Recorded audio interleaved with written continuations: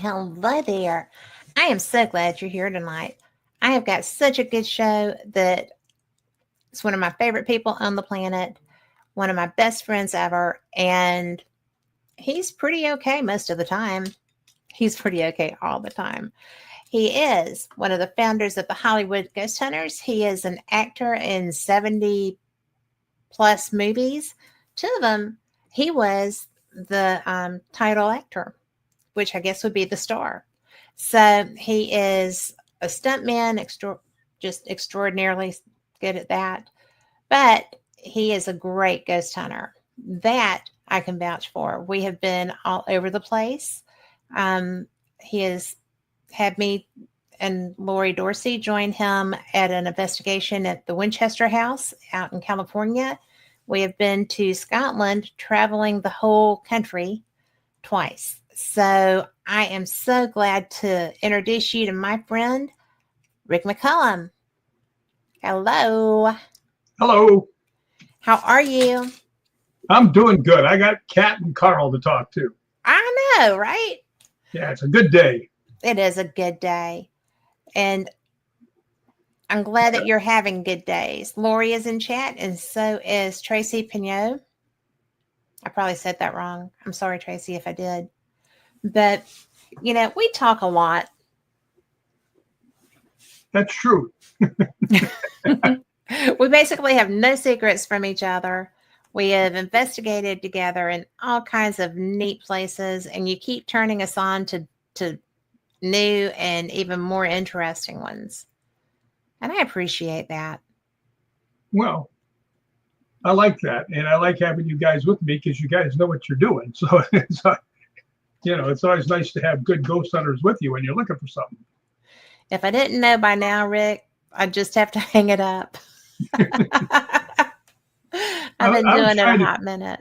I was trying to think today. I've been doing this now since I was 13. That's a lot of years. we can, oh, hey, Jeremy York. It is a lot of years, but you've only got 10 on me. So we're right up there. And I think that when you told me about your first experience when you were traveling with your mom, I love that. Would you share that experience? Well, of course. It was actually what got me started. I mean, my grandfather died in a gun cleaning accident. He was a security guard. Gun cleaning accident. But my mother didn't have very much money, and we lived on the south side of Chicago, and he wanted to be buried in Paducah, Kentucky.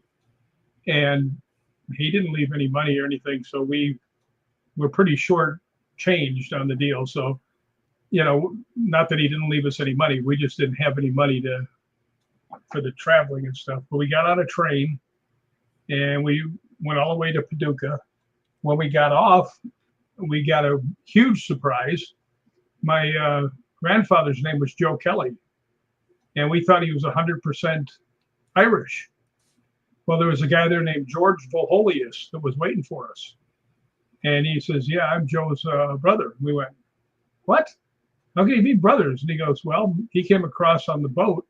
And when he got to the island, Ellis Island, I guess it is, when he got there, he just used the people that brought him their name, but found out that he wasn't any Irish at all, but he was 100% Spartan."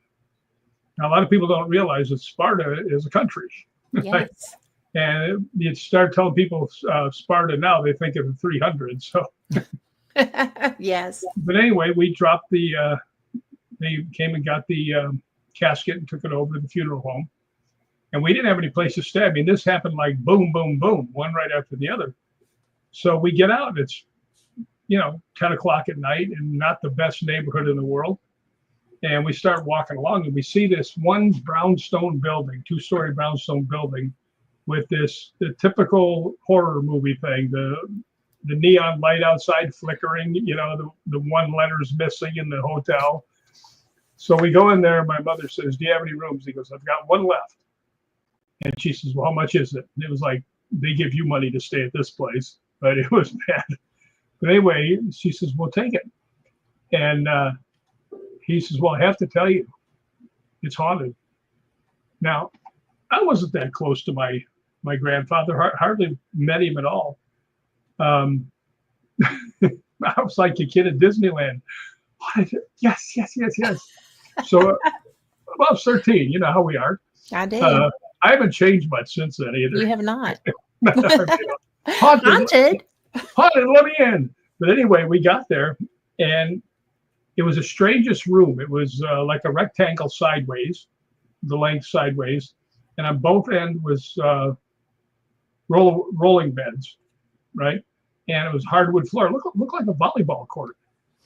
So anyway, we go to bed, and I'm just laying there, and I'm asleep, but I hear my mother scream, and and I pop up, and I'm going to defend her with all, my 4 foot tall, 13-year-old self. So I look over there, and I see her bed just scooting across the floor towards me, and I don't mean eat, I mean whoosh, right? So I'm kind of, whoa, what's going on? And then I realized my bed is going towards her, and we slammed, boom, right in the middle of the room. We just sat there. I mean, we were doing this. I'm sure. Yeah. It's like, oh my gosh. But we're just looking at each other. And finally, my mother goes, "Well, I guess the guy downstairs is right." So we tried ways of debunking it. Now, this is before anybody had even heard the word debunking. Yeah. Right. This is over 50 years ago. Actually, it's 56 years ago. And we took a glass, put it on its side, rolled it, and it didn't roll. So the floors weren't warped. I went behind my bed, pulled it back as far as I could, and then shoved it as hard as I could. Went about 4 feet. So we couldn't figure it out. But right after that, boy, I was hooked. I'll tell you, anything. They say something's haunted, I'm on my way. Your little kitty self. Yeah. You're still kind of a kitty self, just a big kitty self. Well, not kitty. I got it. Kid. But that would be me, cat, right?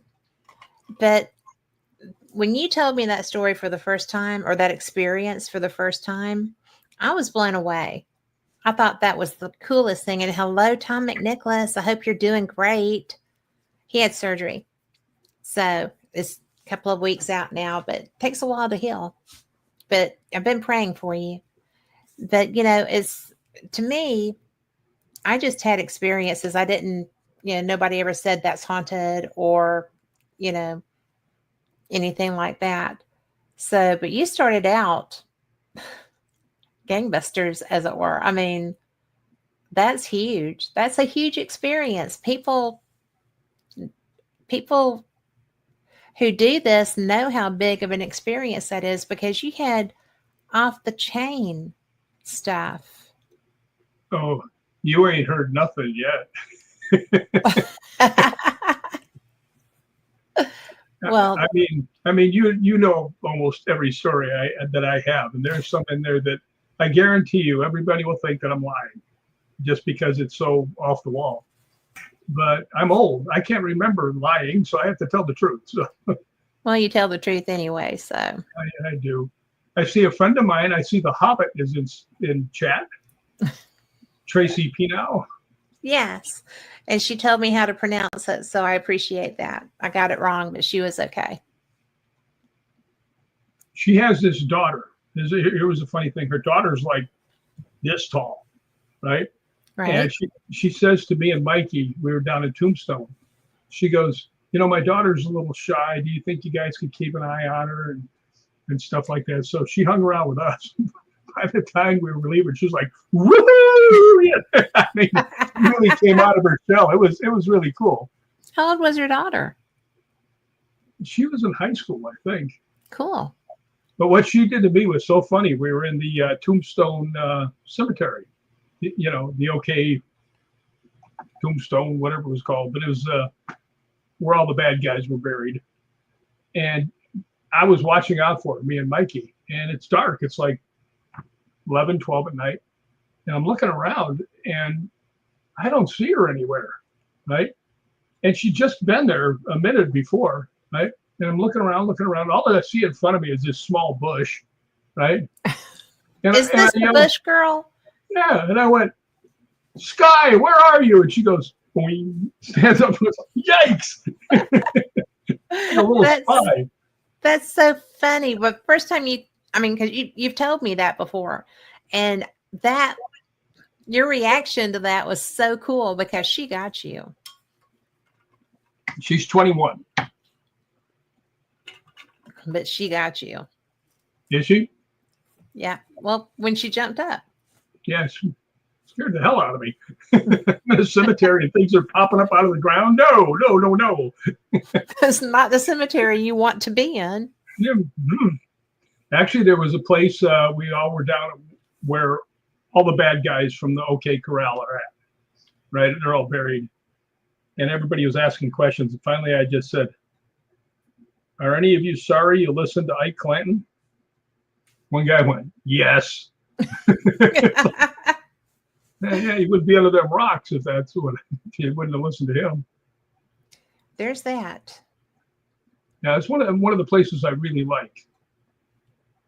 It's one of the places I haven't been yet. Well, we'll have to go. I'm down with that. Bring David. Well, he is probably coming to Vegas in a couple of days, and then we'll be out there in another couple of weeks. So cool. Usually the time that you flee the country is when I come to your side of the world. Yeah, I run away. I know you're close by. I'm going to hide. He's not kidding. Trouble's afoot. He's not kidding. I invite you everywhere. You do invite me everywhere, but it's so funny that every time, because he goes to Scotland or tries to go to Scotland every year in June. And my husband plays poker. There's a conference that I like to go to in California, UFO conference. And so when David and I are out there, and I'm actually going to California, and he's like, see ya, I'm off. And he's out. Except for this year. So maybe I will go up to Vegas and say hello to my evil stepmother. Well, I thought about calling her and having, getting together for brunch again. So the plus side, y'all, of him leaving and, just abandoning us like that is that I got to go and meet the evil tiny stepmother last year. It was so much fun. She's so fun. She is something. She is. She's one of the nicest humans going. And she's kind of a ghost magnet. Because she lived in the house down in Texas too, and she had a lot of stories. Well, I found it interesting that, when we were all going to do that show together, hers was the microphone that wouldn't work because she did have so many stories. And sometimes that's just the way that rolls. Yeah. I have found I've done this show for 10 plus years, and it's just kind of, sometimes they want you to talk and sometimes they do not. That's true. But I got to tell you, of all the places I've been, that house, most haunted place I've ever been. Absolutely, just every day was something. Was it because it was so consistent, or was it because of the level of haunting? Both.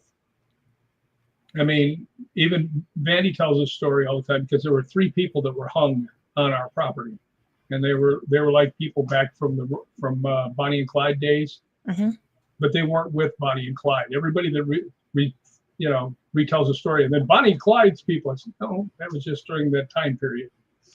But they were pretty vicious, these people. And finally, we found out where their house had been, and the guy invited us over there. He's telling us how they had secret rooms and secret, aisleways behind the walls and everything else. So anytime the cops would come running in, they couldn't find them.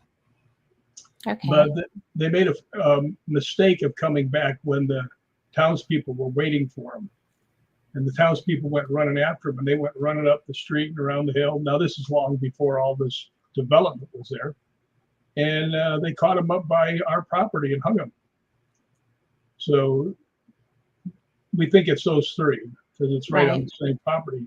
And Vandy one day was sitting on the sofa, and had her back to the front door, and out the double doors where the kitchen is, where the dining room is.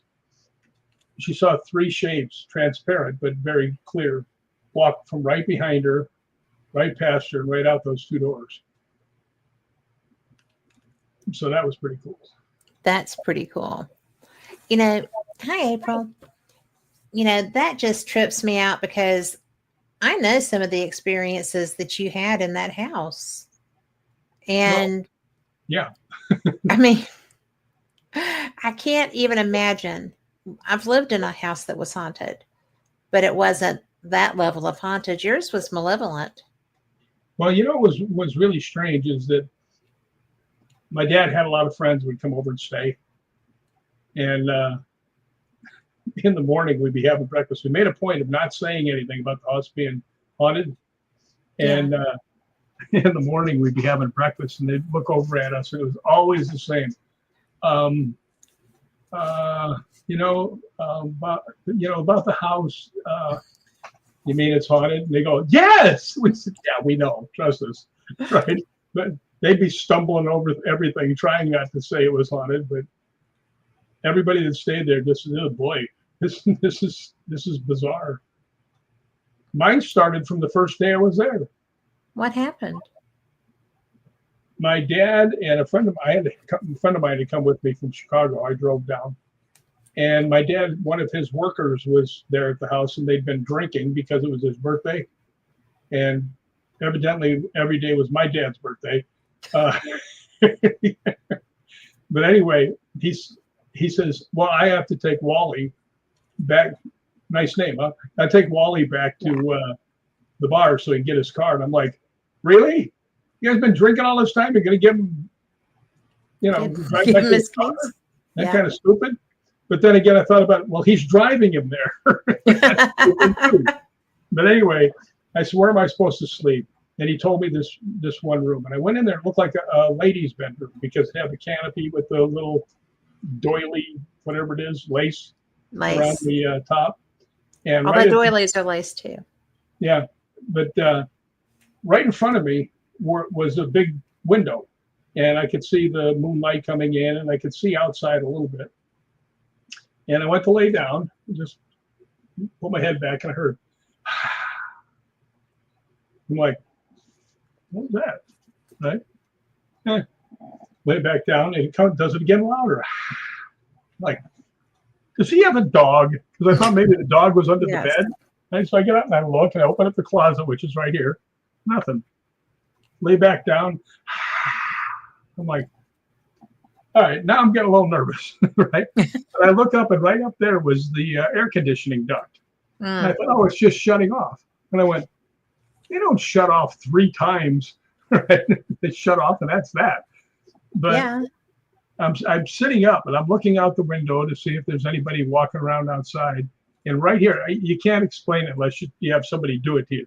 Right here behind my ear and on my neck, this hot breath went, and I was like, gotta go, see you, bye. No doubt. Thank you, Melody. So anyway, I jumped out of bed, and I was trying to get the door open. I forgot he had a little slider lock on the top.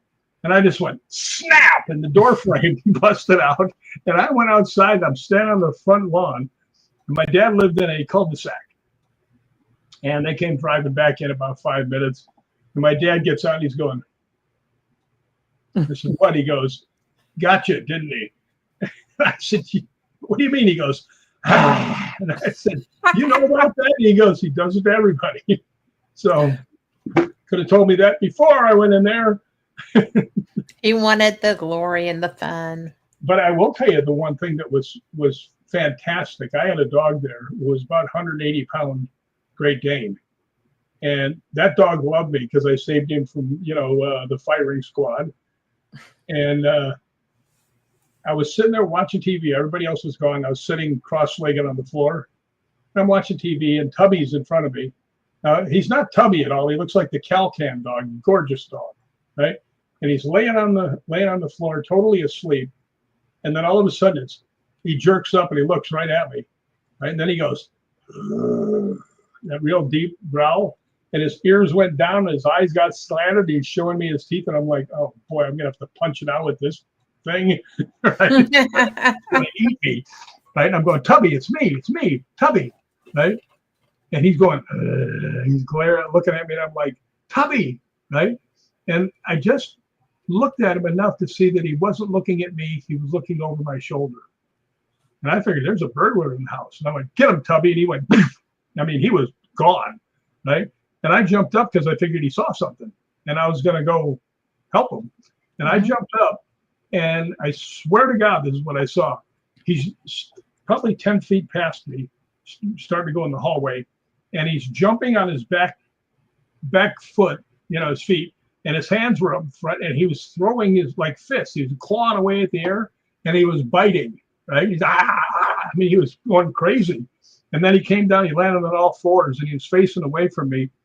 And then he turned around, he just looked at me like, we're good. I'm like, come here. And he's like, but he saw something. No doubt. Well, he battled something. Oh, he was after it.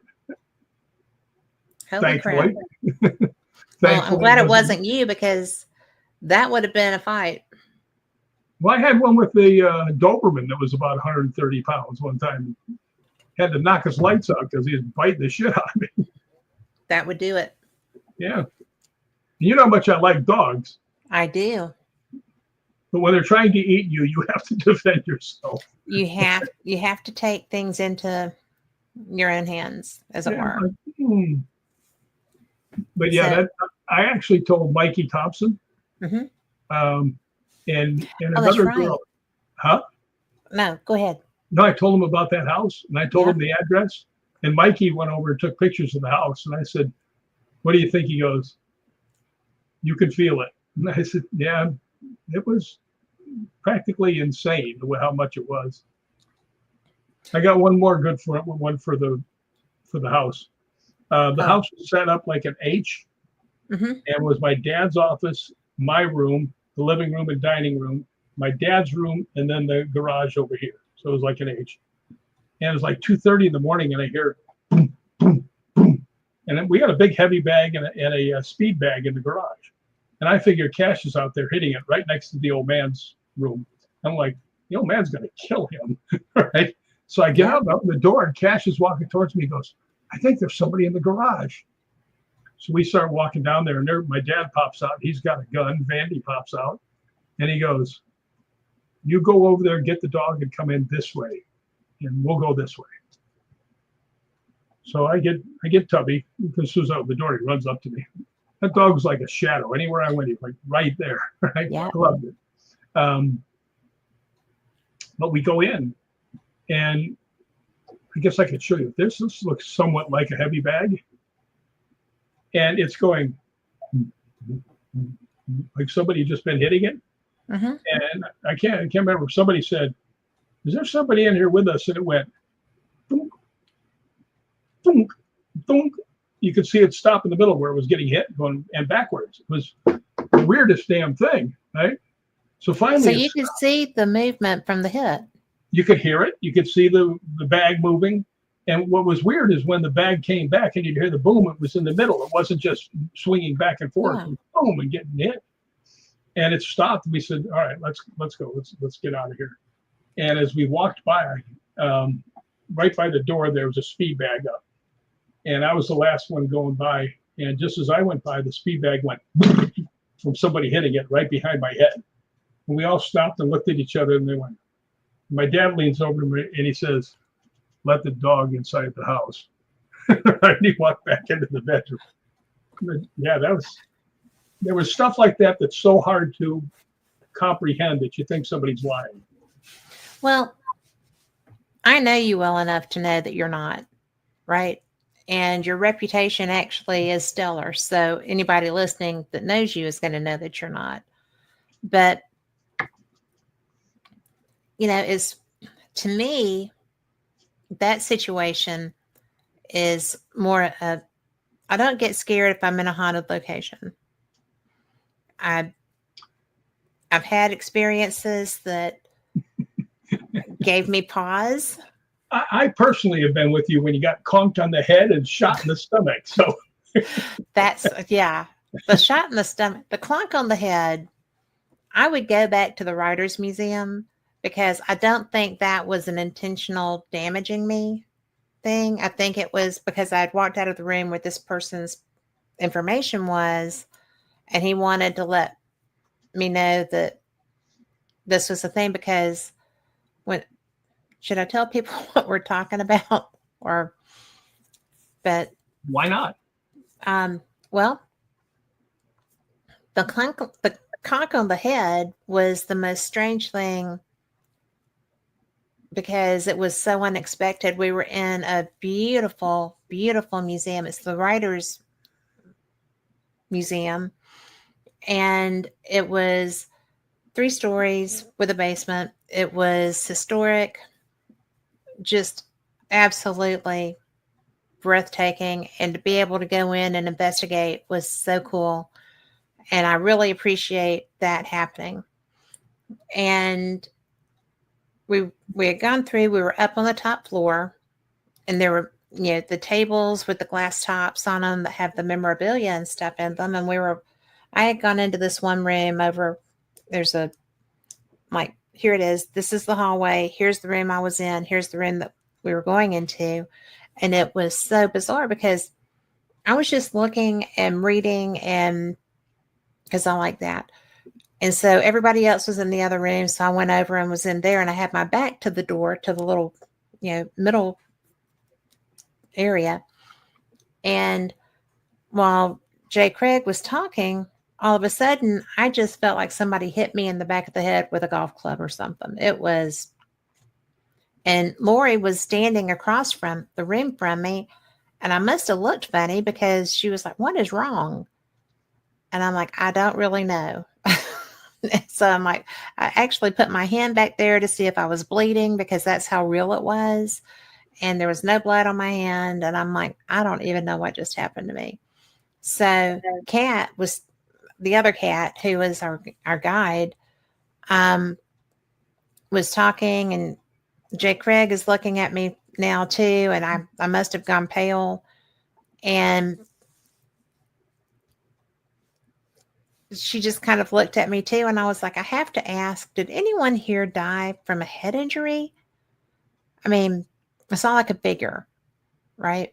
And I don't have tactile experiences as a rule. I'm not a physical medium. And so I was that day.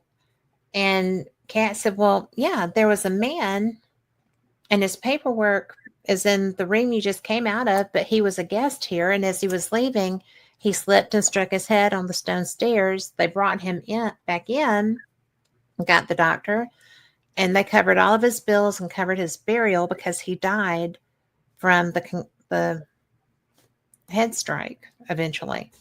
So I was just kind of like, if you could just back up off of me, that would be great. And so that was a thing. And that was so bizarre because, like I said, I don't do that. I hear, sometimes I see. I don't have those tactile experiences. And so that was freaky in its own right. Culloden, I'm never going back to Culloden. I'm just not. Good. I'm not going either. But I actually saw a picture of the area where this happened. It was on Facebook somewhere. And the stone, the stones had yellow paint on them. And I think it said Clam Fraser. And so it was in roughly that area. Hey, Raymond, of Culloden. And you and I were walking. And it was just like, fine. And I felt like it was right in the center of my abdomen. And I'm trying to figure out what happened because it's not where an appendix would be or in, and I looked at you and I was like, I think I just got shot. And you're like, what? And I can't take you anywhere. can't take me anywhere. Not that trip, but it was the strangest thing. And I mean, I had to walk away from the battlefield. And fortunately, we could do that. And That was just so weird. and it still hurts sometimes. It's almost like a thing. I mean, periodically, that one spot, it's almost like a residual, just a reminder. I'm not going back. But the plus side is that, the English were the ones who had the guns. So if I got hot, I was probably Jacobian. So I don't know. I didn't like Culloden because I was just so mad about what they're saying, what actually happened. yeah, I know, right?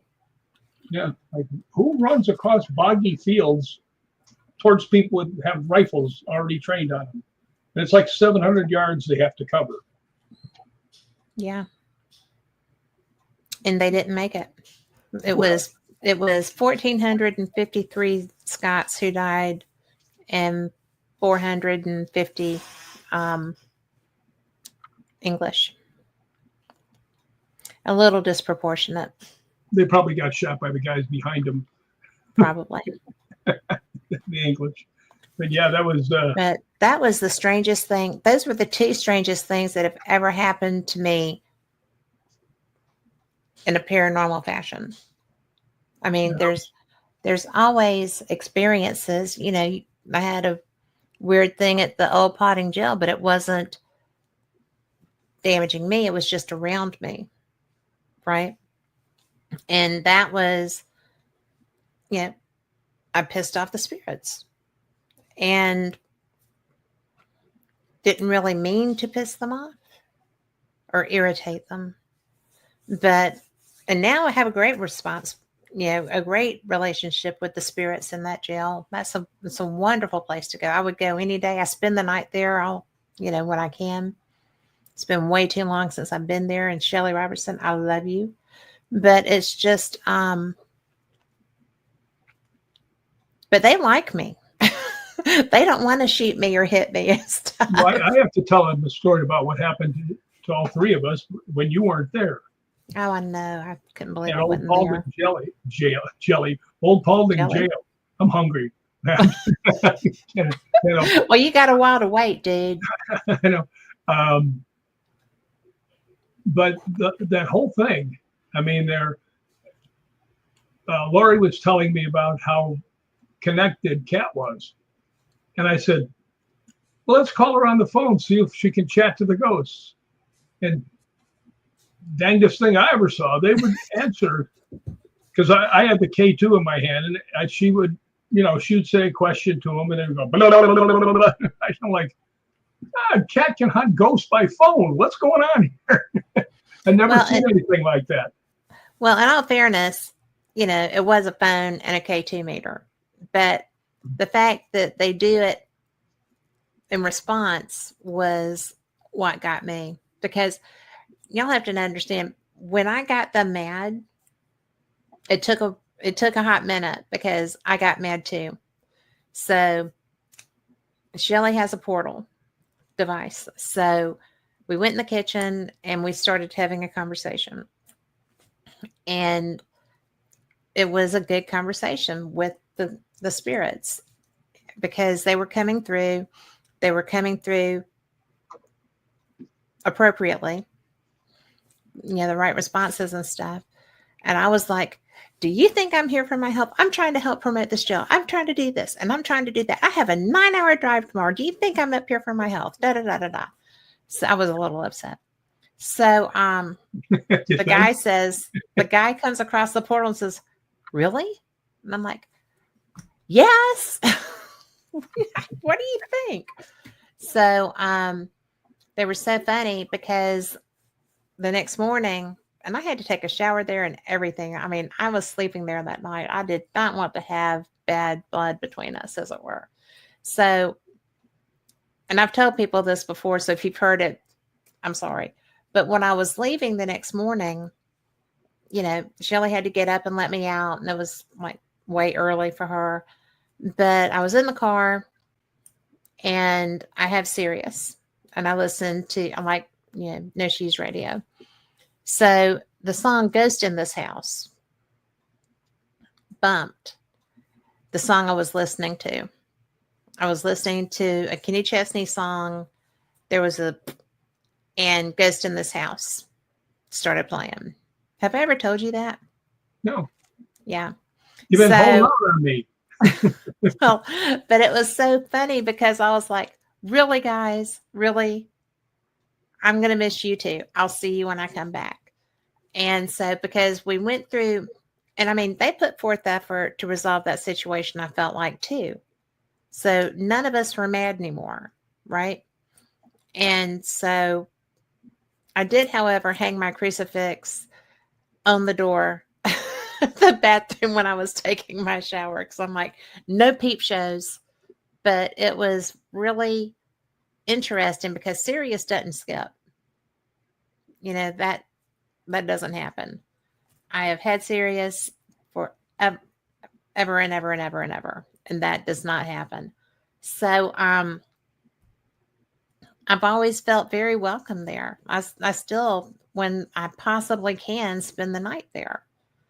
And that's why, and where y'all were in that first floor cell block, that is where, when I walk in the door of that jail, I go straight there and I say, hey guys, it's Kat. I'm back. I hope I get to, talk with y'all tonight, but I just wanted to let you know I'm here. And when you put me on the phone, that's what I said. Hey guys, it's Kat. I'm sorry I can't be there, but these are friends of mine. So, be nice to them or whatever. And that's when everything started going off. Well, what was interesting is when you said, these are my friend and they're ghost hunters, and it went dead silent. And you went, no, I'll stick up for them. They're really nice. So, and then I went again. Yeah. They're my friends. They're nice. Yeah, you're the only person I've ever seen that can ghost hunt by phone. Well, communication is communication. Well, you do know something about communications, I guess, from having, this show. Yeah. And fate. I talk a lot. I listen a lot. But yeah, and I thought that was so cool because I don't know anyone else that would have thought to get me on there to say hi to them, because I was so bummed out that I couldn't come. And because I had been so looking forward to it. Well, sometimes my evil brain pops into a good idea. When it comes to spirit communications, you're really good at that. So I like your good ideas. They seem to like me. They like you too. They do. But I would almost say that you're a ghost magnet, but it's not that kind of interaction that you get. You get more of the they recognize your energy. They recognize your spirit, especially when we're in Scotland, because battle is your go-to on everything. Pretty much. I feel like that's where the draw with them is, and your roots and everything else. And I don't know, it's just, to me, it's so interesting to watch you investigate. Well, I usually just bumble around until I bump into something. But you do bump into it. But it's funny. I was with the Scottish paranormal guys, and we went to Torwood Castle. Now, there's a lot of spots in there where you can go high to get better pictures. Mm-hmm. And I always go, shoot, right? And I'm going through the thing, shoot. And he's playing back his voice recorder. And on it goes, shoot, Rick, right? And they go, wow, it's telling you to take pictures. I said, well, there's another way of looking at that, you know. No, let's not go that way. Shoot, Rick. No. Well, that was cool. That's funny. And Tom and Nicholas said he's never scared on investigations, but depending on the condition of the place, the physical condition. Sometimes there's some that are sketchy. One that I don't like because of the way the stairs are going down is Danito Den. Mm-hmm. Don't like that. Not because it's haunted and stuff like that. It's just I don't want to get stuck on those stairs. Well, and I was so mad because you wouldn't let me go down. No, it's a tough go. And that was when I was still rehabbing broken things. So. Yeah, and the stairs are not like normal stairs. They're like that far apart, and then the next one's like this, and it's real steep. It's I bet you half the people that are ghosts there were just people trying to get down the stairs. There's a strong possibility. Well, you got to remember, I didn't even make it through Shelley's place, Old Paulding. I got caught on the stairs and went right in front of Mikey. Oh, should have been behind Mikey. He would have caught you. I would have landed you up. Hey, I caught him once. He owes me one. Return the favor. Boy, I tell you, he conked his head pretty damn hard that day. Oh, gosh, in Edinburgh Vaults. Yeah. That was a tough place. I don't know why. I was standing there and, my stunt coordinating, looking around. I'm like, yeah. Oh, this could happen. I started walking. He goes, boom. I was like, whoa. And I just grabbed his coat and I'm holding him. And Mikey's like 235 pounds. He's not exactly, a straw. I'm like, come on. And he's bulky. He's tall and yeah. Well, I was glad I could grab him before he fell back down the stairs onto Lori. Well, because that would have just been a chain reaction of events that would not have been done well. Because we were with a terrible group of, coordinators for that trip. So aim at them. Here, go that way. Land on them. But that room that everybody was in, I had gone in there, and I did not care for that. Where's this at? When we were in the vaults, that room that right by where Mikey got comped. Yeah. That was, I did not like that. I didn't have much feeling for most of that area. I didn't get a lot of, creepiness, not a lot of the, sensation. But I just didn't like that. I felt very uncomfortable in that room. There's some places like that. Oh, sure there are. But that was the only place in Scotland I really had that problem. Well, I got to tell you, the one thing that's happened to me in Scotland that still I can't quite get past is the scream from next door. Yeah, I was staying in the University of oh yes, St. Andrews in the dorm because in the summer they rent them out as hotel rooms. And on my floor there was one guy and he was probably 40 yards away. I mean the really long hallways. So I was down there by myself and I just started to lay down and I heard a girl scream right next to me or in the next room, but I mean it was really loud and you could tell she was being killed just by this scream of pain in there. And I went running out in the hallway and I'm listening to each door and there's nobody there. So I actually asked the people downstairs, the receptionist, I said, has anybody heard a woman scream? And they said, no, never have. But we do know this one really, really good medium, Heather. Yeah. Heather Besser. She's amazing. She is astounding. I'm so glad you connected me with her. Yeah. And I just asked her, I said, I heard this horrible, horrible scream. She says, how close were you to the stairs? I said, about two doors over. She goes, that's where they murdered her. I mean, I didn't even have to tell her what happened. I said, I heard this scream. Yeah. So that's bizarre when people can just tell you what you want to know before you even ask them. Well, and she was amazing. And I want to say hi to Irene, who is in Japan this morning for her. So she said, "Good morning, everyone." So Hello. I just love her. She is one of the nicest people. But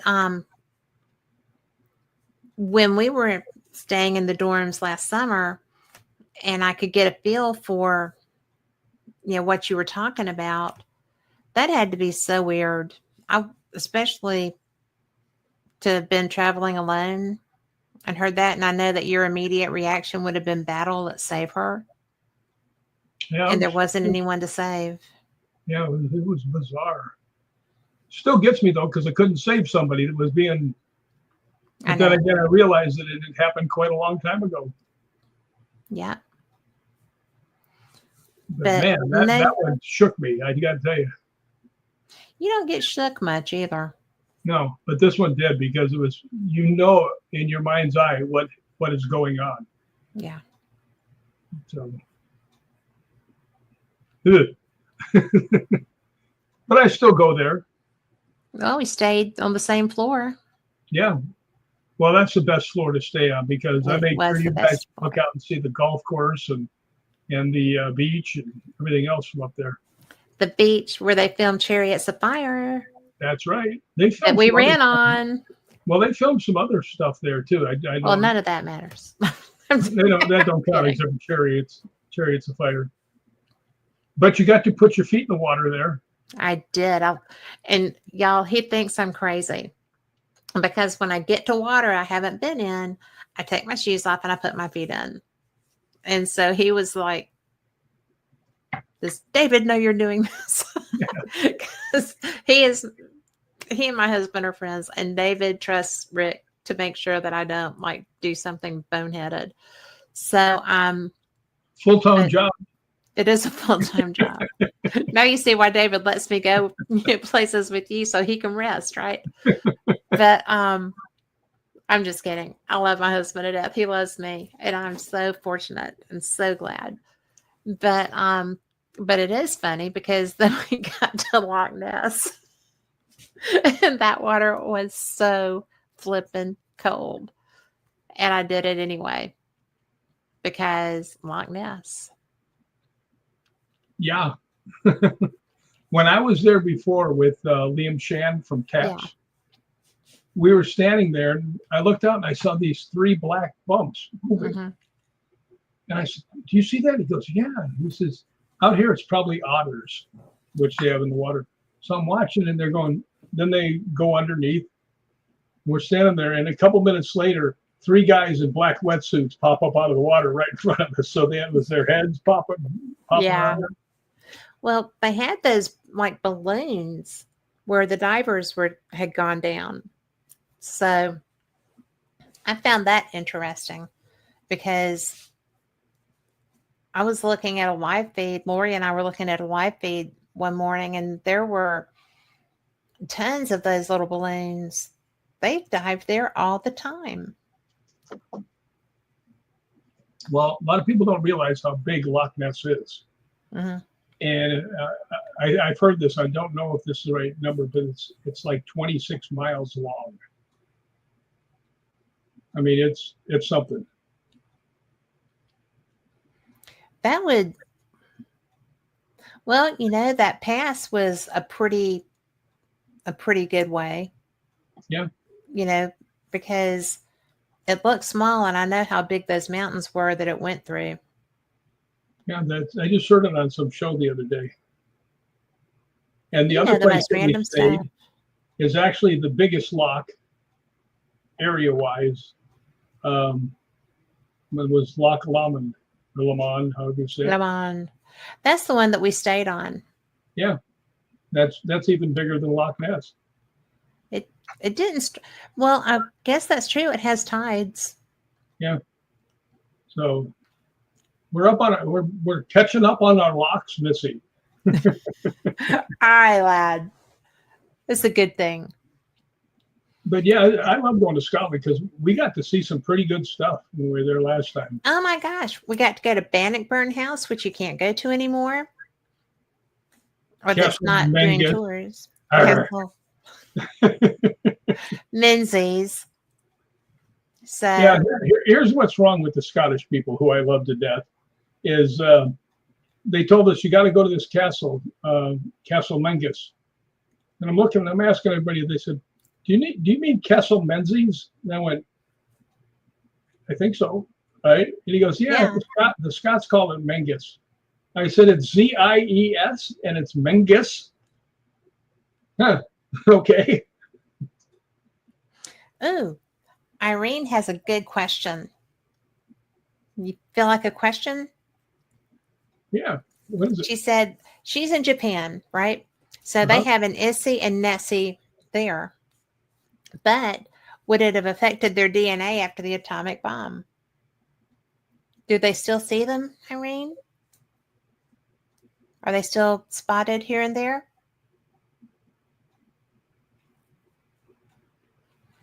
But I don't know about a change in the DNA. DNA is something that's pretty stuck where it is. But could it have influenced anything else that was going to come after that? I would say well, I yes. think it would have, if they bred, then I think that would have affected anything. Yeah, Yes. but see now Irene's showing off. She's got two water monsters. I Scotland's only know. got one. Well, they did have Godzilla. Oh, that's true. So a monster that you haven't played. No, I didn't play Godzilla, but I played enough of them. I had a girl at the gym tell me one time. They said, you're kind of a handsome guy, and I said, really? She goes, yeah. And I said, then why is it every time I go to a movie set they cover my face in foam? That's the attitude. Call it like I see it. Just picking on you. Irene's got a big foot too. I had wondered about that because they didn't really talk about Bigfoot when we were in Scotland. I didn't ask. But I had wondered if that was just a North American phenomenon. No, they're pretty much everywhere. I mean, Well, I know like Yetis. Yetis are Russian or those mountains. well, they're up in the Tibetan hills, the Tibetan mountains, Well, yeah. and then the Russians have them. I mean, a lot of them up in Alaska. Canada has them, so they get around. Well, Canada would qualify under the North American. Well, no. Because I know there's such a huge Bigfoot project, the Olympic project out in Washington State that goes up into the Canadian, I guess the Canadian Rockies. So, she said Godzilla probably did exist in the mountains of the volcano. Would have been a big dinosaur. Well, they're still finding dinosaurs they hadn't even known about. Isn't that fun? Not if you bumped into them. Well, but I mean, if they're extinct, it would be okay because then you're just finding them. The funny thing is that people, if you ask people, how many people do you think dinosaurs ate? All of them, except for a few. Well, but No. they were not carnivores though. Yeah, but they As a rule. They also died out 65 million years before humans came in. Oh, you've got me with that before. I fell for that. I walked right into that. They weren't around 65 million years before we showed up. Thank goodness. Can you imagine going out to get a loaf of bread and Godzilla starts chasing you around? Well, no. Feet, don't fail me now. And both of us would be in trouble. We just push Lori back to him and then start running. Lori would have left us in the dust long before then. Yeah, we shouldn't have got her all psyched up about getting her legs and everything better after her operations. And now all of a sudden she's going for the Olympics or something. I know. Now I'm going to have to put my specs on to read this. A hibagon. Bigfoot is called a hibagon here and lives in the forest of Hiroshima. Oh. Which was also hip. Was it not, Irene? Here's my question. does Japan have a lot of people that have had, things go on with them because of the atomic bomb? I know that after the tsunami, there were a lot of reports of people getting into cabs to get away from the area and disappearing. So Irene said yes, that Hiroshima was struck, because Hiroshima was a drop site. So Yeah, I'm just wondering if the human beings changed any DNA wise. they would just about have had to. Doesn't show. Well, it doesn't show on the exterior, but radiation at those levels stays in the land. I mean, that's why so many places outside of Vegas probably shouldn't be lived on. That's true. There's Most one of them movie actually died from the radiation poisoning, well, but it's still in the environment. There's one movie they shot. Oh, Irene, I'm so sorry. She said including her mom, Rick. What happened? Her mom died as a result of the radiation poisoning. Oh, I'm sorry to hear that, Irene. Me too. Man's inhumanity to man always boggles my mind. I'm glad I don't understand it. Well, we're all going to go sooner or later, I do know. Hopefully we all go later. Later would be good. And, that's something that when we talk about, monsters and different variations of that, and you've played a lot of them, but a lot of people don't seem to give credence necessarily to the fact that there are so many mutations because of all of the stuff that humans have done. And, look at how irresponsible we are sometimes with our drilling and our just research stuff that we don't do appropriately to start with. And then I look at Scotland, who has, when we were there, they have 5 sources of energy there. They have nuclear, wind, gasoline, Solar. yeah, and I don't remember what the 5th one was. Solar. Well, yeah, solar, but wind, gas, solar, water, and nuclear. I mean, they're never. They take care of themselves. Yeah. I'm just so impressed with that. And oh, Irene, you're going to have to come on with me so we can talk about this. Besides, I want to talk to you anyway. Irene says she went to do an investigation at Hiroshima, and it was hard but cool. Did you get the spirits come and attack you if they don't like you or if you are weak mentally? She had to stand her ground, but she was packing her stones and they didn't care. You know what's funny about this, and not funny, haha, but odd. You never hear anybody talking about Nagasaki. You don't much. Yeah, I mean, we all know Hiroshima, but I think half the people don't even know about Nagasaki. Well, if they don't, they haven't paid attention. I mean, we didn't just do it once. Well, they wouldn't give up, the hardy little buggers. Well, that's because they believed in what they were fighting for too. Yeah. And they're a nation with a history of warriors.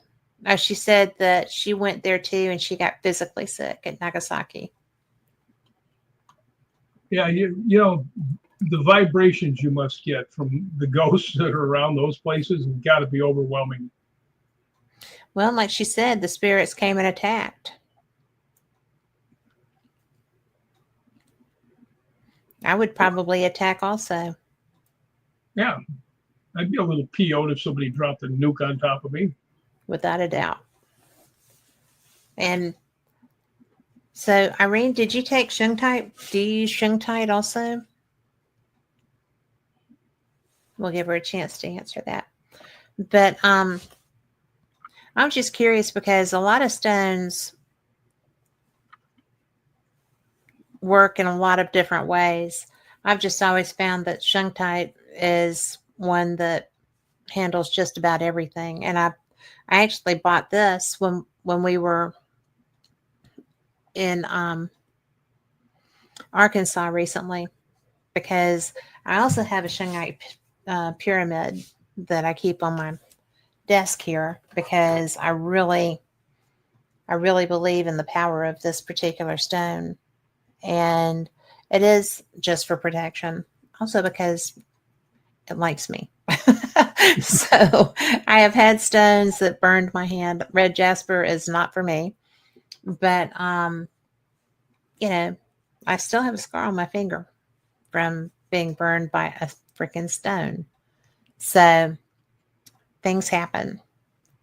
But that's one of the things that I was so, because Scotland has been invaded, fought off, invaded, fought off, fought with the English, fought with the English, fought with the English. And the Vikings. And the Viking, well, they kicked the Vikings out of their country. They are Actually, badasses. you know what they did? The first time, the Vikings were famous for sneak attacks, Mm-hmm. and they wiped out this one village of Scots. Well, the Scots decided, okay, they come by water, let's keep somebody watching. And when they came, they were ready for them and beat the crap out of the Vikings. Mm-hmm. But they told the ones that survived, you can stay here if you want to, but you better behave yourself.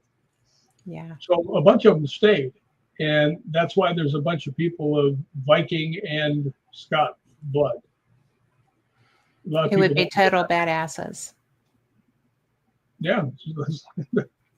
They are. The ones that were the badasses were the berserkers. No, that's what their I names know. were. I love that. Yeah, they would just go in there and they would adopt a spirit like a wolf or something like that, and just go in there and fight like that animal. Mm-hmm. And they were nuts, is what they were. They were all the biggest ones, and they're My grandma called me that, the berserker. a berserker. She was always like, "You're just going berserk again." I'm like, Let me think of this. I can agree with Grandma on a lot of this. okay, you're in trouble now. But well, it's true. Here's a question for the Don't like people out injustice. there. What did the horns on the things mean on their helmets? Does anybody know the horns on the Vikings helmets? I know That's they cheating. never had horns on their helmets. Everybody thinks that because of the movies. And they all think that they were like huge, huge people. And the actual median size of the Vikings was 5'7". Well, nobody was great big then. No, 5'7" might have been a giant back then, you know. But yeah, you gotta get away from what the movie's telling you and what's really happened. Said the actor. Grandma is watching you. She is. She was talking about my grandma calling me berserk. Well, you know what? She actually left I don't know what was it, a pillow or something for you? Oh my gosh, the quilt. Well, I never tell people that, but yes. Oh, Irene, you're gonna love this. All of y'all listening. But I was on the phone with Rick. I was at JCPenney. I was trying to find David a comforter because we needed to replace his, and he loved it. And so I'm like, I have got to find this. The same thing. I was going everywhere, couldn't find it. They didn't have any. Blah blah blah blah blah. I walked around a corner. I was on the phone with you, and I was like, "Oh my gosh!" And so the exact one that I needed was there, and the the my name was on it, and my grandma's handwriting. I bet you still have that, don't you? Maybe.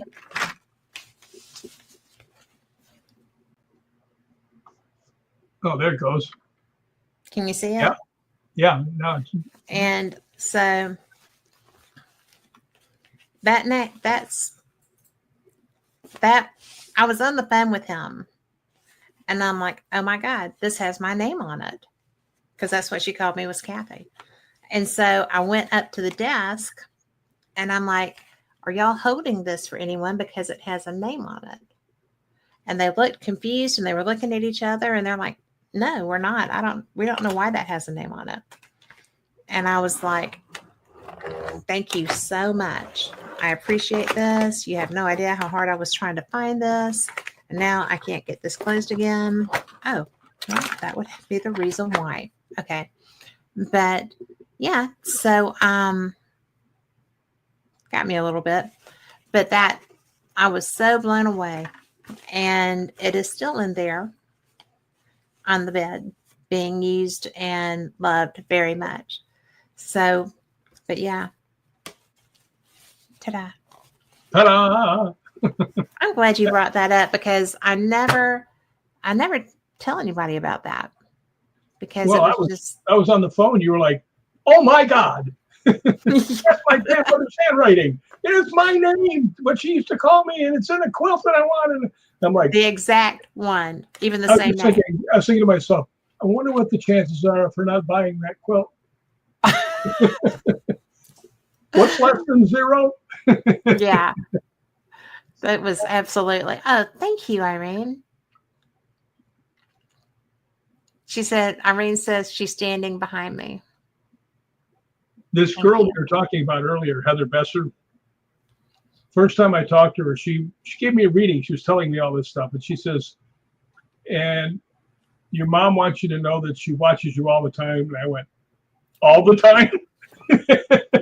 No, we don't want that. No, we don't want that. Yeah, I guess, how do I switch that off for a while?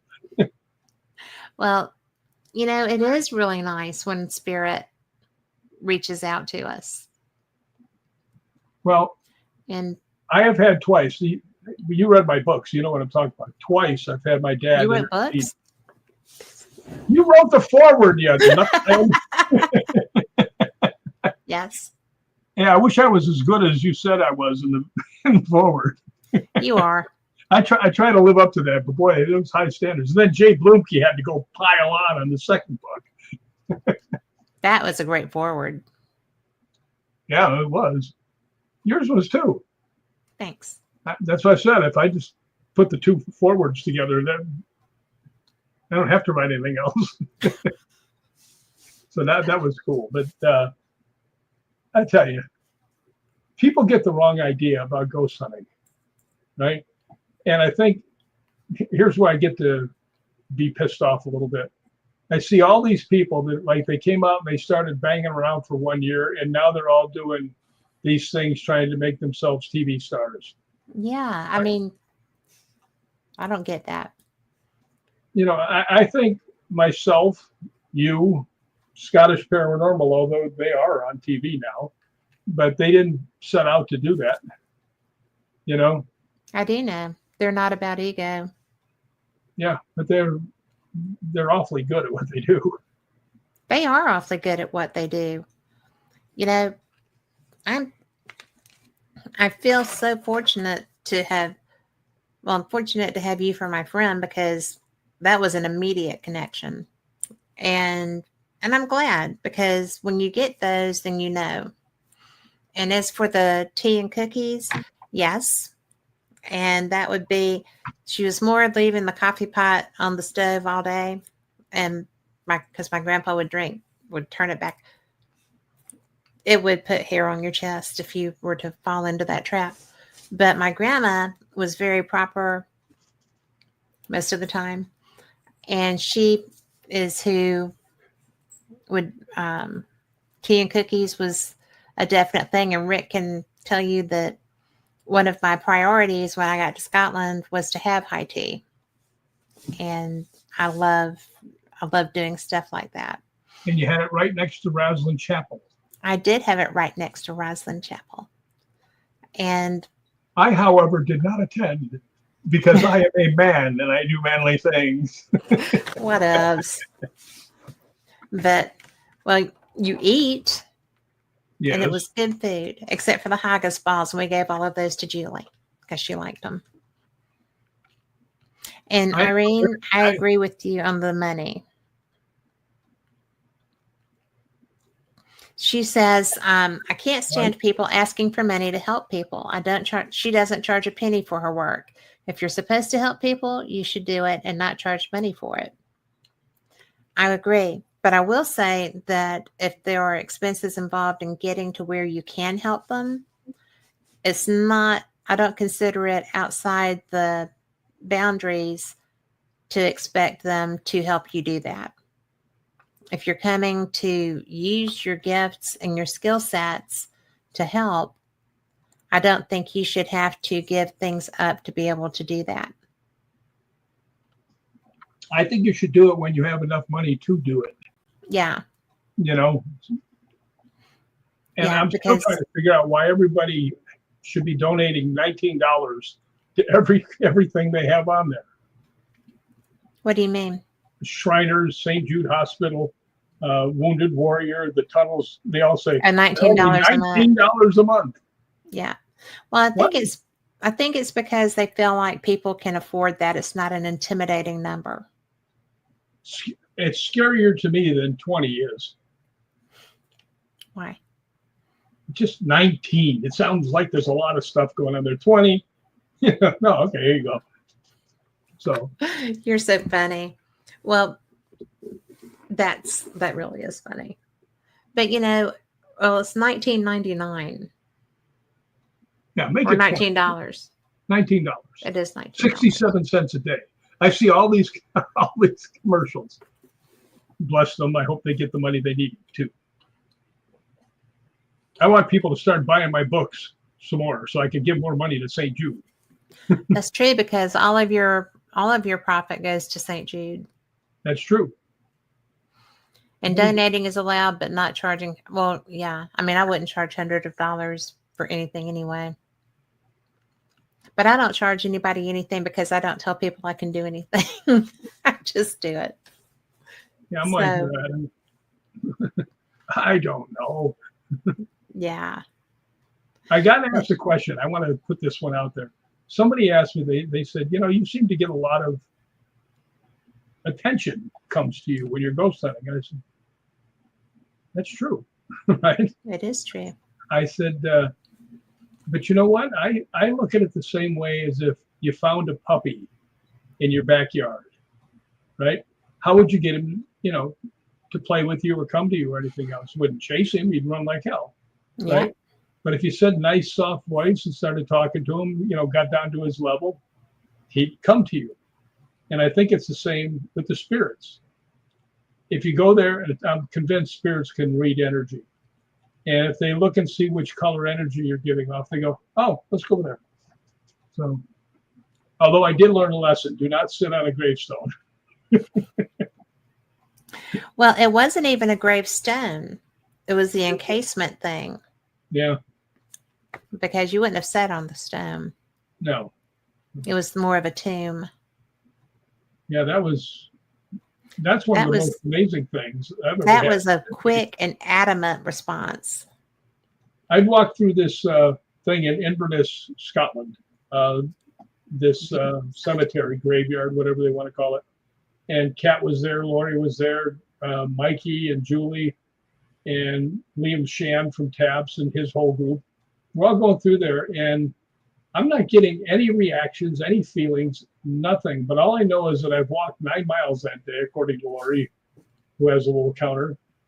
And my knee was just wobbling. I said, I got to sit down. I'm looking around for for a chair or a bench, and there's nothing there. And right behind me, there's a thing that looks like a coffee table, right? I thought, and I just said, look, I mean, no disrespect, but if I don't sit down, I'm going to fall down, right? Yeah.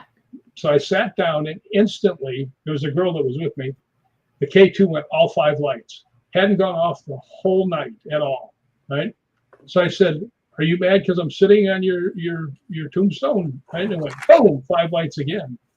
And I went, well, I have to tell you, my knee is really, really sore. If I could just sit here for 30 seconds, this would really help. Is that okay? And it went like between 2 and 3, just flickering, and which I took was, okay.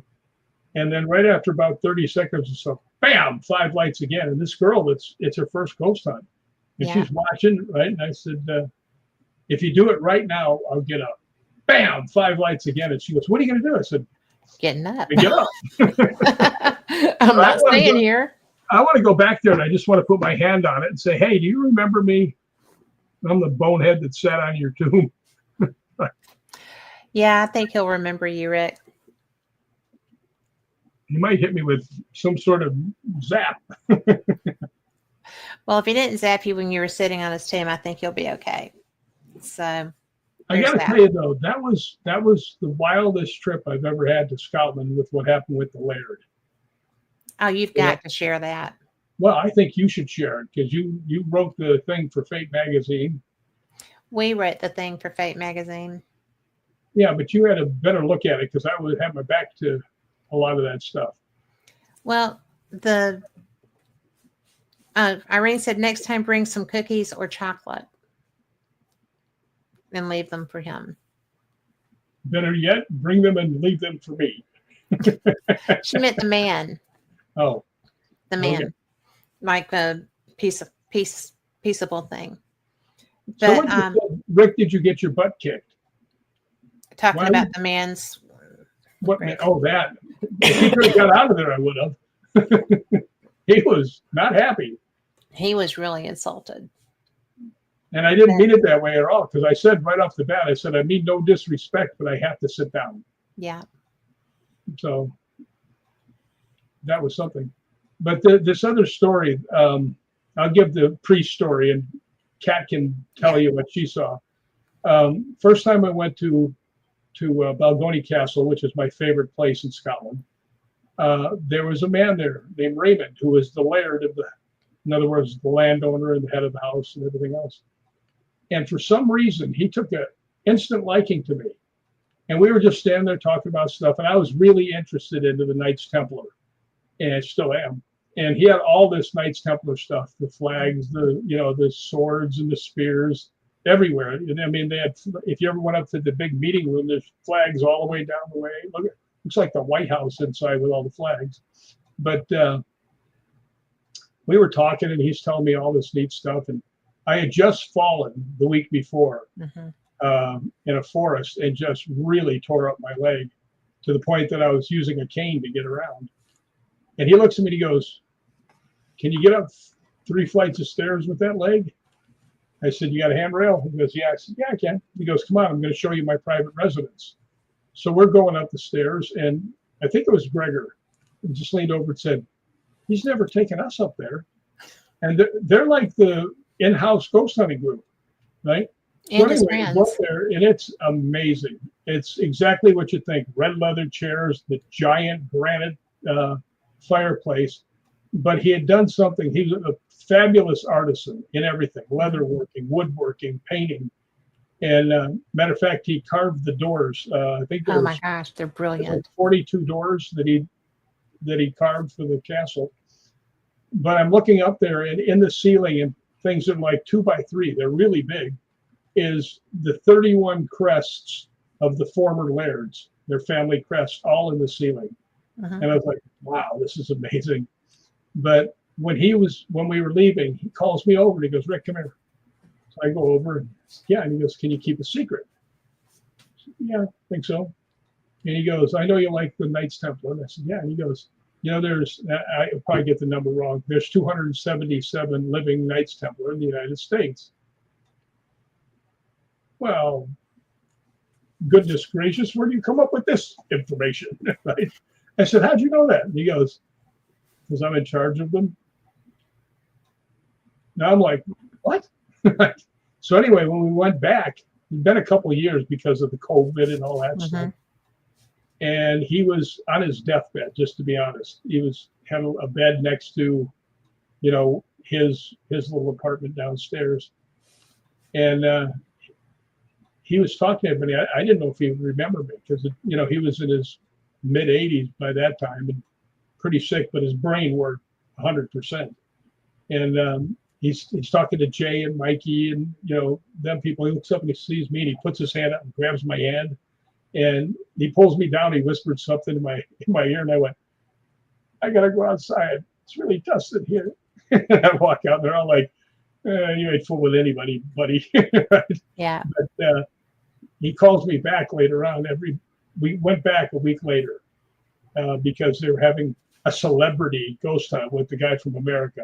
I guess they couldn't find any real celebrities, and they picked me. So, but I go over there, and at the end of the night, Gregor goes, "Let's go in and see the Laird." He says he wants to talk to you. So we go in, and the Laird's, you could see he was faltering a little bit. But he asked me, he goes, so I come over, laying down, he goes, "Did you keep my secret?" I went, "Yeah." He says, "I'm going to tell you another one." I said, "Can you make it easier to keep than the last one?" Right? He started laughing, and he goes, "Well, I told you I was in charge of the ones in the United States." I said, "Yeah." He says, "I'm in charge of all of them." And I'm standing there thinking to myself, a guy that's really into the Knights Templar is talking to the Grand Master. It's like, what? Yeah. And I wouldn't have told anybody still to this day. But after he passed, they actually alluded to that in his obituary. So otherwise, I'd still be keeping the thing. But it's like, holy cow. It's just, how many people can say that? Well, I'm sure Ryan and Gregor can, but amazing. Well, it was amazing. And the connectivity between y'all was immediate. That's why I think you should tell the second half. When we were ghost hunting in oh my gosh. It was, guys, there were 5 of us. And Scottish Paranormal was hosting an event. It was kind of a come hunt with the Americans thing. It was so great. We, did a barbecue, and then we all went over to Balgony, and we were getting separated. People were going to be in this area, this area, this area. We were actually away from the primary structure of the castle. We were where the original walls had been. Excuse me. And Rick didn't know that. So he was kind of like, why are we out here? Well, the new Laird, his son, came in, and because I didn't know anything about the area or the items in it, it's the museum. And so Stuart was explaining, like he had built this with his dad. There was a model of the castle. There were items from battles that had been found digging around on the property, and they were in there in display cases and stuff. So it was very personal. And the Laird's workshop was behind the door, going out the other end. So it was very personal stuff for the Laird. And so I'm just like, oh, this is going to be interesting. And Rick was just kind of like, I still don't know why we're here. And I'm like, because it's his stuff. It matters to him. This is personal. But so we sit there and we start our investigation. And, Rick's talking, and I'm sitting there with video camera, and I looked at my video. My video did not reflect what I was seeing, which I find really weird because I wasn't the only one seeing it. But Rick starts talking. K2s are going everywhere. I look over, the REM pod starts going off. It looks like the 4th of July. I mean, it's like every color light is like climbing the the antenna. I'm getting goosebumps.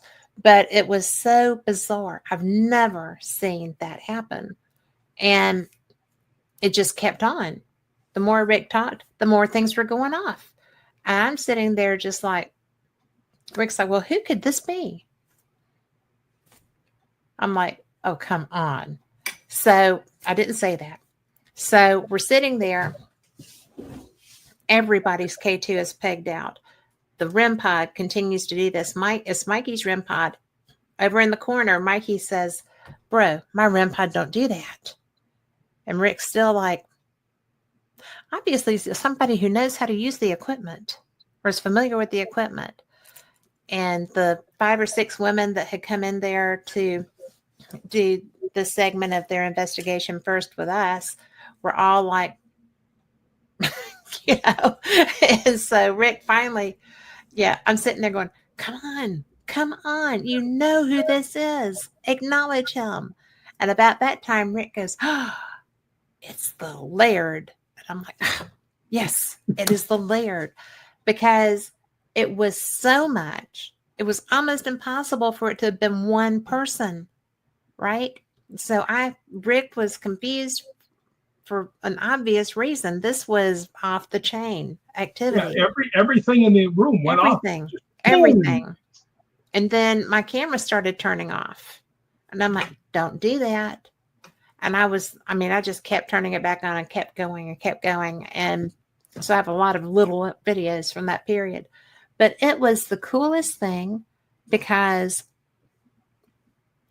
it only happened with that group. Yeah. It only happened the first group that came through. And it was such a spectacular display of enthusiasm and caring. And yes, I'm here. I want you to know that this is fantastic and I'm so glad you're here, kind of a thing. And it was amazing. It was amazing. I've never seen anything like that. Well, you know what else it did? And you mentioned it, but I don't know if people really know what we're talking about in this. The K2's got 5 lights, and each one is a little stronger. The power's a little stronger. Well, I had a K2. I think Mikey had one, and so did Lori. Yes. And we're all sitting there, and as soon as I asked that, they all went 5 lights and locked. They wouldn't, boom, it just like, so much energy hit us at one time. It was like, yes. I mean, it was such enthusiasm. And Denise Pridemore, we love you. I'm sorry you're stuck in traffic, but be safe. And, it's just absolutely, it was like, hello. I mean, it was like, that's my buddy. Yes, that's my friend. Hello, friend. I miss you. I'm sorry I'm not there, but hey, this is for you. And I just thought it was so precious and so cool that because you knew that he was going to show up for you. If there was any way possible, you knew he was going to show up for you. Boy, he did. And he showed up with Bell Zone, as it were. Yeah, I mean, it was the coolest thing. Well, that happened on one night. The following night is this thing that happened in the graveyard. Yes. And when we were walking back to where we were staying, I was walking with the group, and I said to Kat, Kat, I'm thinking about quitting ghost hunting. You said, you'll never quit. And I said, yeah, but when am I ever going to find 2 things like just happened back to back? Yep. So and what did I say? Yeah, I don't remember. Oh, how could you not? When you said that you were going, and you kept on with, well, I'm going to quit because this is, and you're like, that'll never happen again. I was like, but now we know it does. Yeah, now we know what we can expect. Yeah, I've never had reactions like that. And You've never had a relationship like that with somebody that was that versed in communicating. Yeah, he was a good man. He was a great man. I mean, I just know how much you cared for him, and I know how particular you are. Yeah, I don't attach to too many people. I've got a lot of acquaintances, but not that many friends. Yeah. You know. So all you acquaintances, try harder. You are so bad. That's You why I don't have are. any friends. Well, I yeah. gotta have people made out of stern stuff to be my friends because they're able to put up with me. And they can be stern with you. That's right. Just give me a So nice bitch slap every once in a while. Put me back where I belong. I would never do that. I'm Southern. We don't do that. Lori would do it. Lori would jack you up. Yeah, I would run away, but my knee's too bad. Yeah. And she can catch you now. Yeah. I wonder how good she can climb a tree. She's in shape. She can. Denise said they're doing 3 whole miles per hour in Atlanta. Be careful. That's got to be terrifying going that fast. Yeah. I think that hello, Luciano. Oh, you are the second Luciano I know whose nickname is Lucky. I'm so glad to see you. Greetings to you too. And Lori says, shut your pie hole.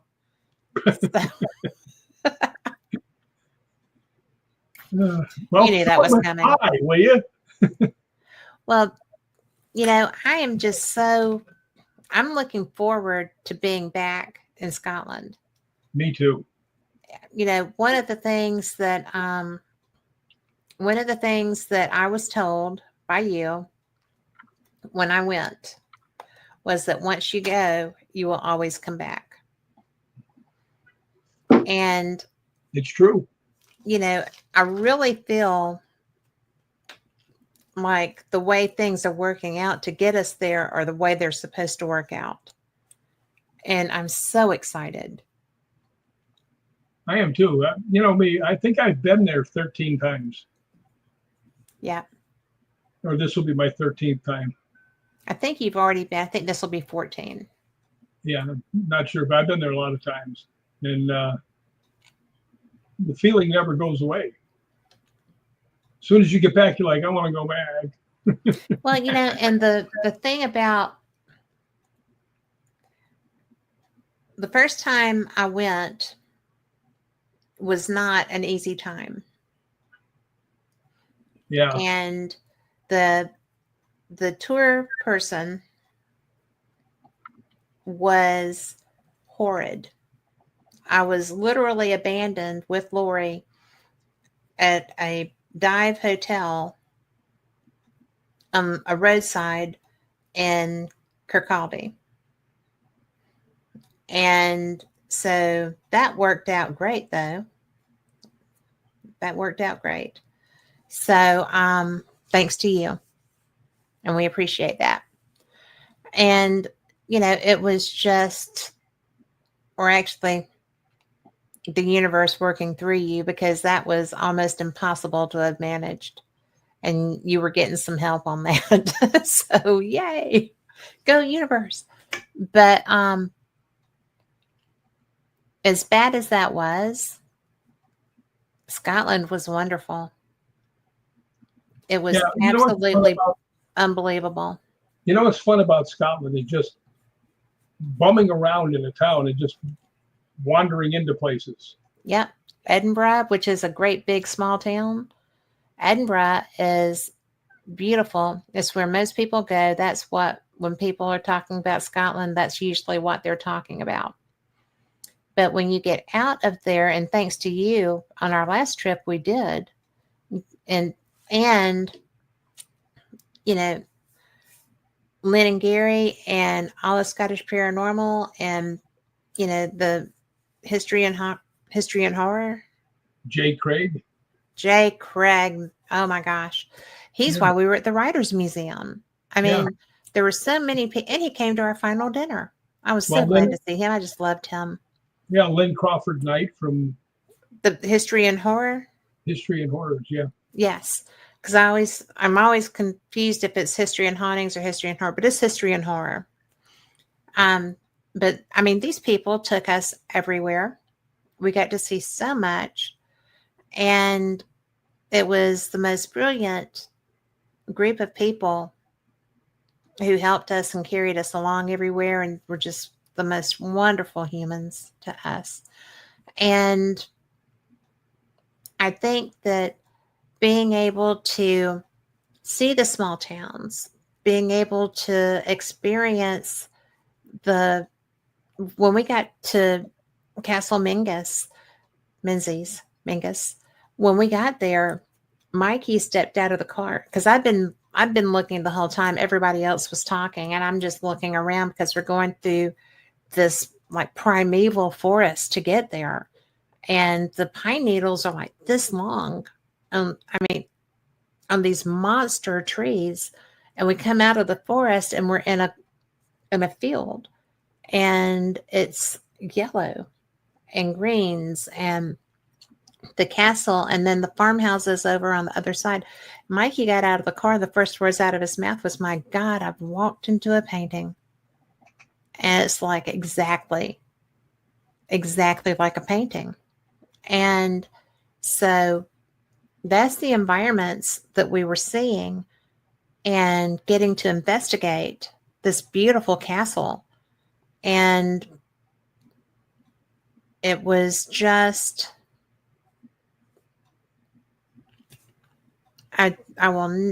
David will never get over you doing it, and I will never be able to thank you enough for taking me to Scotland the first time. Yeah, because the second time was freaking brilliant. Well, I got to tell you, it's sometimes you're worried about how your friends might like this, might like that, but with Scotland, you just come. You'll like it, trust me. Yeah. You know what's so strange about Edinburgh? There's no high-rise buildings. No, and there never will be. Yeah. They don't allow them. Genius. Yeah. That's where they went wrong in Glasgow. Yeah. Too modernizing. Well, but the interesting thing about Glasgow is that the details on the building are at the top. Yeah. I mean, the design elements are at the top of the buildings. That's why everybody says, look up. I had something happen to me that I don't think too many people can say. I always stayed at this one hotel. I won't say the name of it. But my friend went from, one of the guys at the front, and then he went on to be the night manager and stuff, and he ended up being the general manager. And I talked to him, and he was able to get my rate down considerably because I was there when Taylor Swift was there. Right. And he says, well, if you want me to do this, you got to do it right now. I said, why? Right. And he goes, because at the end of this hour, I'm going to be the general manager of Glasgow. So, yeah. But he's a good dude. He was a good dude. He was so nice when we got to Glasgow. Yeah, well, it's just like my friend Chuck Waters, who's a famous stunt guy. Matter of fact, in the movie The Exorcist, yeah, he's the guy that flies out the window and goes down all those stairs. That's Chuck. But he told me one time we played golf together, and I told him, I called him up and said, you got some pretty good friends there. Very nice people. He goes, wouldn't be there if they weren't. Yeah. So I don't know how I snuck in, but they must have thought I was there to carry the clubs or something. There you go. But yeah, that's I love Scotland. If I had enough money, I would move there. I am thinking about having a little tour company myself over there. I don't see why you wouldn't. And doing it completely different than everybody else does. Everything you do is completely different from anybody else. Well, I wouldn't want to have 25 people at a time. I like to have like 12. And have one day, like when say we go to Edinburgh, one day you don't do anything with the tour. You just go explore the whole place by yourself. Yeah. And it's safe enough that you can do that. I mean, it's brilliant. Should I tell them about my mystical moment in Scotland? Yes. Lori and Kat and I were walking along, and there's these outdoor restaurants right there, and there's the road right behind us. And I'm looking up at the castle was right near there, and I'm looking up at the castle, and they had these cylinder things, made out of Pylons. pylons out of concrete. And I'm looking up, and I walked right into one and hit both legs on it, went straight over it, face first towards the ground. Fortunately, I, doing 8,000 stunts, I Stuntman. let it fall, right? But I still hit pretty hard, just like bam, right? And as soon as I hit, I was like, okay. And all of a sudden, I started floating up, and I'm like, oh no! Well, at least I'm going the right direction. And it was all the Scottish people jumped out of the restaurant and grabbed me to lift me up. And I was like floating. Yes, that was fun. And they were all, and primarily women, right?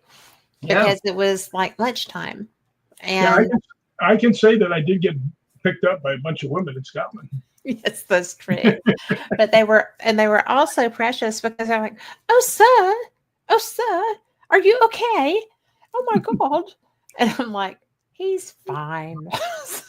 Meanwhile, I'm sitting there with Lori We'll come going, back for him oh later. God. Just leave him there. We'll come back for him later. So, but it was, well, I couldn't be too mean because we had just gone for my banana ice cream that you had found. So, I knew I better find that place for when you came back. And you did. Yeah, I walked into this one restaurant and they had banana ice cream, and she flipped out. And we Well, talked. when I tasted it, I mean, we said, "What do you want to do today?" "I'm going to get ice cream." "No, it's on the other side of the city. No ice cream for you." and I got ice cream. But I had to go back down into Newtown. The older one is down at the end of the hill, down by Holyrood. That's Old Town. And as it expanded, it goes up into Newtown, and that's where the ice cream place was. Well, it was brilliant. And Denise loves banana ice cream too, she said. And it is pretty. Oh, she had some today. Good for you. Oh, if you were in chat, I know that you can see it. Put #cat in the chat. Make a comment, put that in there because we're going to be giving away a Fate magazine. So just if you want one, Carl has a fantastic thing that will just anybody who has that #cat in their in the chat will be entered, and he will do a little swirly thing and it picks somebody. The first time he did that, I was just like, oh, that's so cool. I didn't know he could do that. Carl's brilliant. So, and he understands technology like nobody's business, which thank God. So he saves me from myself all the time. But, one of the things that I think, I keep trying to get my husband to come. My husband does not want to leave the U.S., but he does trust Rick, and pretty much as long as Rick is there, I can go. But it's one of those things that it's just so perfect. You want to share that with people. And the hunting side of it, the spiritual investigations, the spiritual feelings, there are energy circles everywhere. There's what is the place where the stones were? The stones? Yes. Was it the Clava Cairns? Oh yeah, Clava Cairns. Yeah, which by the way is in Outlander. Mm-hmm. It is an Outlander.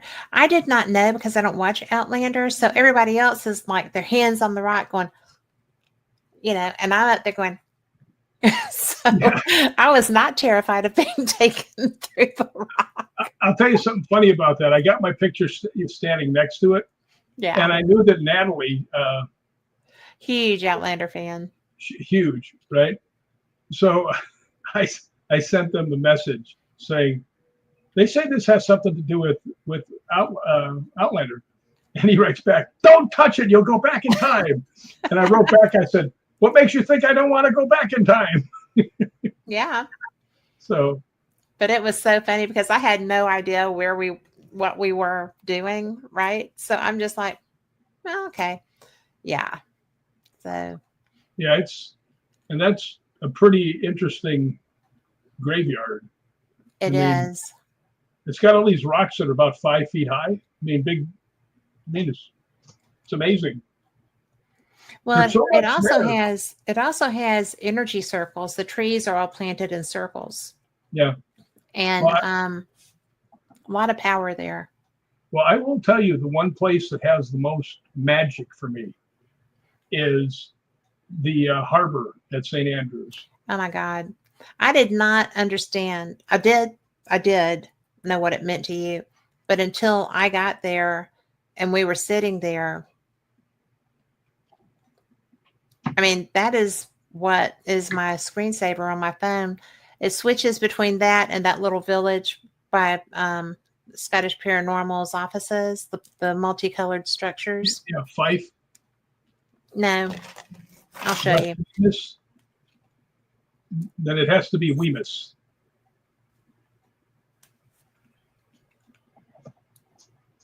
Oh, that's shoot. I've been there before. Matter of fact, Gregor almost drove us off into the water. Remember? I know. That's where we were. Yeah. It's got a famous place there. It's got its name in it as a restaurant. But it was the most, I mean, y'all saw that. That's, you can just walk up and see these places anywhere, anytime. They're just always there. St. Andrews was brilliant. I mean, you're on the North Sea. The, oh, come on.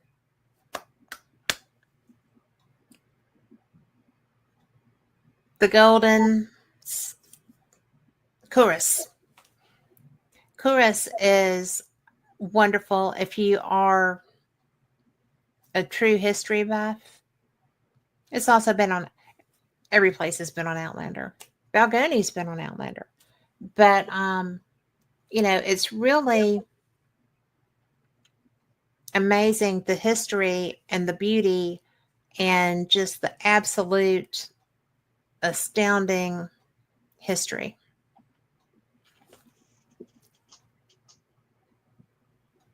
Oh, That's Clava Cairns. thank you. Yes. And that's a cemetery. There are bodies buried there in those rocks. Oh, so they say. Or so they say. But it was so cool because, like I said, did I go into there and interact? Yes, I did. But what fascinated me more, because everybody else was in there checking the graves out and stuff, and I'm like, that's for the Outlander fans. yes, and my picture like that is just very so very not afraid of being taken away. You know what else that people need to know about Scotland? You know, they always say, well, what if you see a castle that you want to go into that's abandoned? I said, go in it. And they said, what? I said, you know, they have a thing called the right to roam law. So, and it's on you. but I did tell them, I said, Scotland, the people are much more honest about things. If you fell in one of these places, decide to sue them, you go up to the judge, go, all right, let me get this correctly now. You went into a place where you weren't invited into the dark and you fell over and it's his fault. Dismissed. Yeah. And now they're going to throw me in jail for that terrible accident. Yeah, they will. You're going to catch heck for that. But we did go to Rake Castle, which was a ruin, and it was very gently haunted. It was not reach out and slam somebody. That is Inverness. Yes.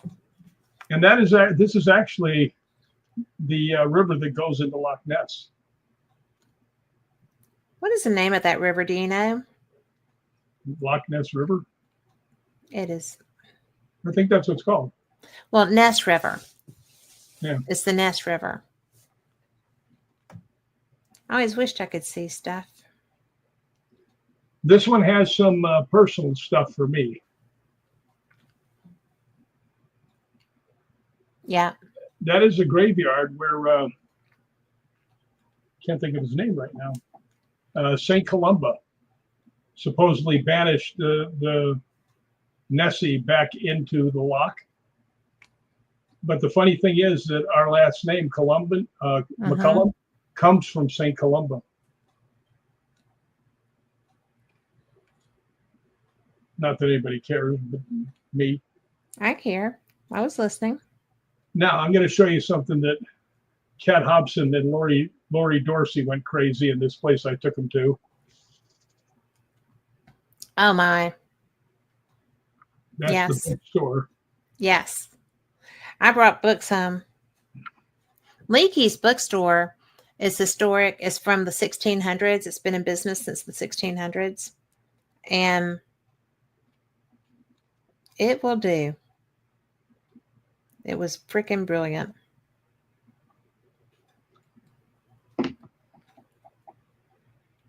Well, we need to put Denise Pridemore on our trips for next year.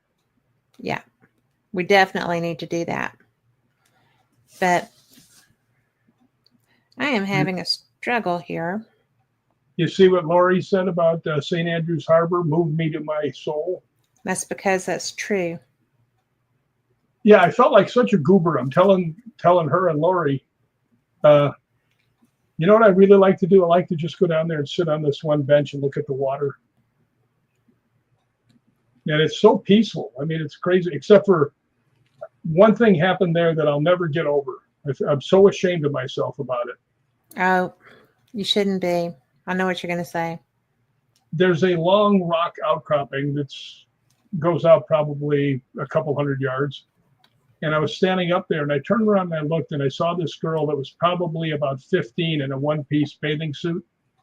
And she was pink. And I don't mean, just a little bit. I mean, she looked like Pepto-Bismol, her face, everything about her. And she was really trembling and had her arms up there and she was having a hard time walking. And I wanted to come over and just grab her and start rubbing her appendages. I was a lifeguard for years, to get the stuff back in her and hug her, take my coat off and put it on her. But I was afraid of doing that in a foreign country and going over and hugging on some 15-year-old I don't know. Right. So I followed her as she was walking back, because there's a drop off there that falls down into the water with these rocks right there. It's very dangerous. And it's a big drop. Yeah. But I followed her until she got down to where she could turn left and go out where the cars were parked. And she had her hands out in front of her like this, like somebody help me. And I was so disgusted with myself that I just didn't do it. If it happens again, that's it. I'll see what happens. But then I should have helped that poor girl. But I was in a way. I followed her so she didn't fall off the thing. But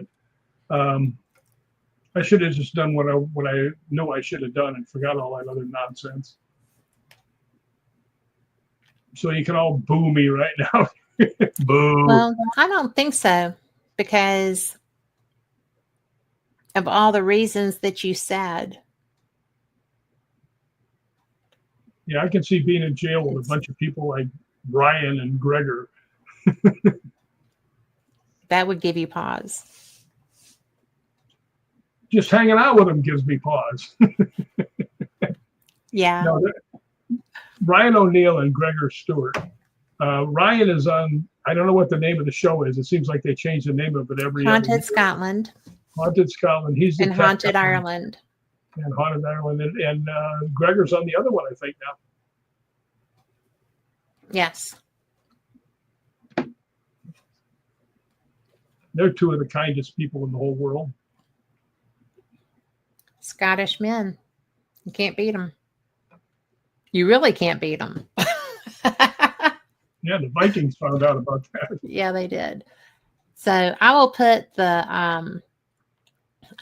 St. Andrews Harbor up as my Facebook on my Facebook page when we get off of here, because I'm having a hard time pulling it up, only because I'm trying to. So That's generally the way that works. It is the way that works every time. So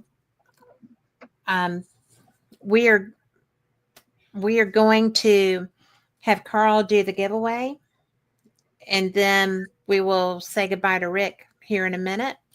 Oh, he said 1 minute. Well, wait a minute. But I think that we are so fortunate to have our friendship, Rick. Well, I think so too.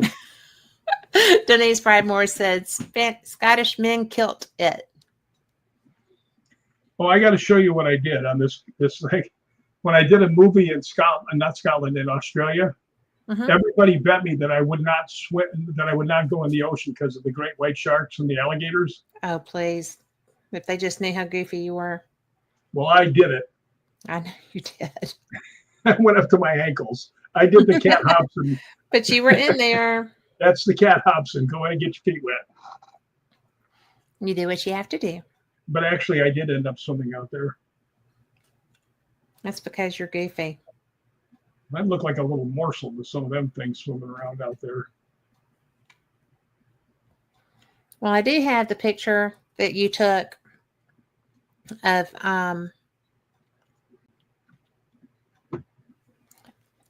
at St. Andrews. Oh, yeah. But I'm struggling to get it to give me. That little bridge she's standing on is on St. Andrews Golf Course. And it's called the Swilken Bridge, and it's super famous for anybody who watches golf because everybody that goes there, it's just like the 18th hole or 17th hole in at the Masters. Anybody that's retiring and it's their last time, they always stop on that bridge and look around and reminisce for a bit. And it's so popular that you go down there, there's so many people waiting to go stand on the bridge and get their picture taken. But I did take a picture. I did take a picture of Lori and Kat, and there's a rainbow right behind them. There was one there, and I was trying to find that picture with the rainbow. But, you know, one of the things that I will always remember is you telling me about St. Andrews Harbor, which apparently I'm never going to be able to show anyone. But it really is just an amazing experience to see something that ancient. The boats are all on their side when the tide's out, just like in the old-timey pictures. And it's really cool. So, is it time? We're going to go ahead. Carl's going to work his magic, and we're going to find out who's getting a Fate magazine.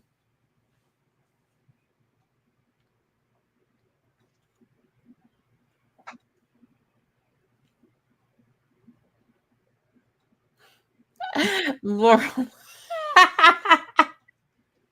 It's Lori Dorsey for the 75th time.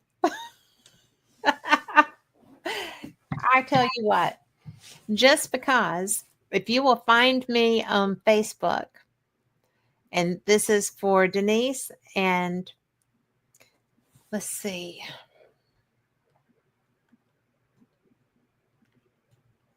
Denise and Tracy, if y'all will go ahead and send me that address, I will send you one just because you have not had one. Okay. And if you were entered, and Carl will tell me who I was entered, then we will send you a magazine. So, you know that Tracy Pinot is the mother of Sky, the little bush girl. I know. I love the little bush girl. She's like about this big. Tracy probably thinks that she's much bigger than that. She birthed. Well, you know, she. Okay, so. No, I was going to say that everybody was singing up in Tombstone, up in this balcony, and they were filming it. I watched it. I was singing too, and I look over, and there's little Sky sitting next to me, and you see her go.